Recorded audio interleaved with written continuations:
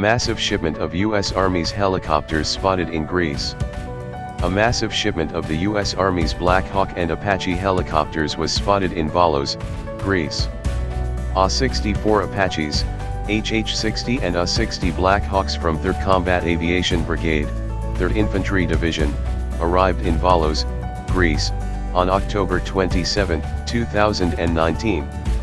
According to Army officials, the 3rd Combat Aviation Brigade is arriving in Europe in support of Atlantic Resolve to conduct bilateral, joint, and multinational training in order to strengthen bonds between allies and partners while building readiness and interoperability.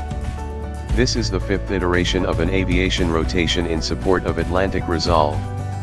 Also stated that 3CAB is bringing approximately 1,700 soldiers, 50 AH-60 and AH-60 Black Hawks, 10 CH-47 Chinooks, 20 AH-64 Apaches, and more than 2,000 wheeled vehicles through 2 different ports to train with allies and partner militaries.